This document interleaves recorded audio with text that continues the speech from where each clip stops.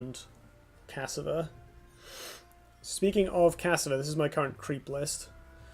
So I built this previously to test out Unlimited when there was going to be that Unlimited launch tournament, and I didn't drop a game with it on the unranked ladder, but unfortunately it doesn't translate quite so well to the heady heights of Diamond in ranked.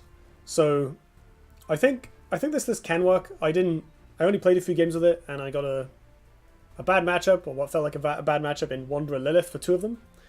But I suspect that most of the Wanderer decks will be an issue for it, and that's a problem. Like, there is a bit of an issue with playing any sort of control right now, which is that beating Wanderer with control is really hard. They have a 7/7 that doesn't cost them a card, and then a bunch of massive stuff. And they usually have BBSs that make more massive minions. That it's just, they have so much hardware that you can't really deal with it all. And, you know, Wanderer decks are naturally strong against decks that want to grind and play a controlling game plan, whereas the best way to beat Wanderer decks is by playing things they have to come up with specific answers to. You know, pressuring their light healing or AoE or whatever, using stuff like Swarm and Desahorn. So, that aside, caveats as necessary, this list should otherwise be pretty strong. I think my impression from testing it before and briefly playing it, it should beat up on aggro pretty well. You have a lot of healing and a nice... your combo isn't very fast, but at some point, you know, you get to Obliterate or Abyssal Tormentor and you kill them. So there's two Abyssal Crawler. There's only two of these just because they are kind of dead draws later on. But they are very strong. Like, a single Abyssal Crawler can make 3 or 4 Crypt Tiles for a cheap price, which makes, you know, the difference between Munch and Obliterate when you've played an Abyssal Crawler and Munch and Obliterate where you haven't is quite big. Rise of Artifact lists counter Wanderer. That would also make sense. Yeah, Artihai probably has quite a good matchup. 2 Cryptographer. This is a new addition. I've put in... Basically, they nerfed Sphere of Darkness, and I wanted a similar way to get easy creep tiles. And I thought I can put in Cryptographer and Bloodbound Mentor, which also helps me with the card advantage. There's only 2 cryptos, because the card's kind of inefficient, right? It's 3 mana Blood Tier Alchemist that makes a creep. But that's kind of okay. That's what you want sometimes. Hey, Icicle, thanks for joining. How's it going? 2 Demonic Lure, cheap removal, tempo. 3 Healing Mystic, early board presence, healing. 3 Ooze. Especially with Thunderhorn's nerf, Ooze is a bit less embarrassing now. And this thing's ability to spit out creep early on is really strong. Hope you're doing well. Yeah, I'm doing good, thanks. It's been a bank holiday today in the UK, so I've had a long weekend, which has been quite nice, recuperative. Punish, obviously.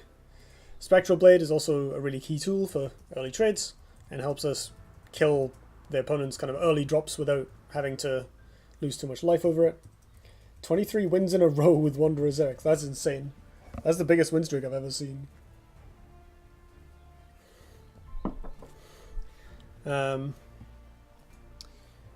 awesome. I didn't realize you were British. The weather here is like, overcast. Yeah, 2 Sphere of Darkness. It's still fine after the nerf, like a Blood Tier Alchemist that draws a card. I'll take that. Yielding Depths is our main source of card draw. This card's actually really good. It's better than I would have expected. 2 mana to draw 2 cards is really nice. Bloodbound Mentor also helps with card advantage because we can replace the things it gives us, or it helps us with creep generation if we actually cast them.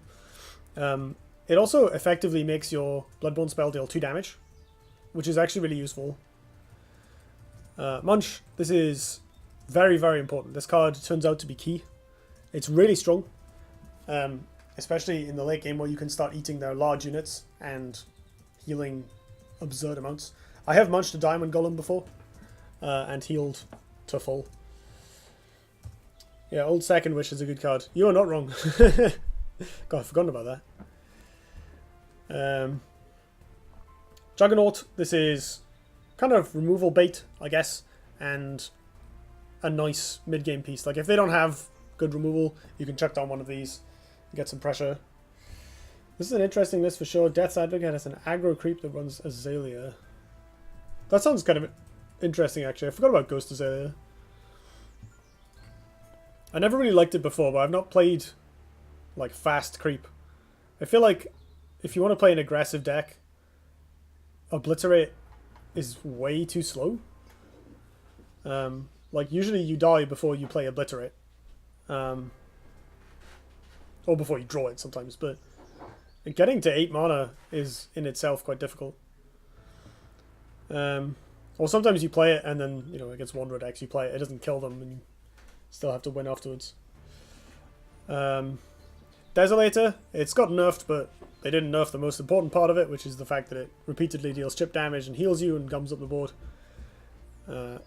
One Abyssal Tormentor at the moment, because this card is kind of awkward. It's a little harder to set up than it could be, especially with the Sphere of Darkness combo being removed from us. But I still like it. It's nice to have as a, whoops, I killed your thing kind of card. And sometimes your opponent will stand on creep and you jam it. 2 Klaxon, this card is very important in both defending you and setting up giant obliterates. A Necrotic Sphere for when things get hairy, and of course, set Obliterate for killing people. So it's a pretty standard, like old school control cast setup with a nice curve that lets you use your mana fairly efficiently. Some card draw to help us not run out of gas, and then some good value plays later on that power us towards the late game. But yeah, I don't know if it's particularly well placed as long as Wanderer is popular, but it should be good against like tempo decks and other things with the staying power that Munch gives you, as well as Desolators and Healing Mystics, obviously.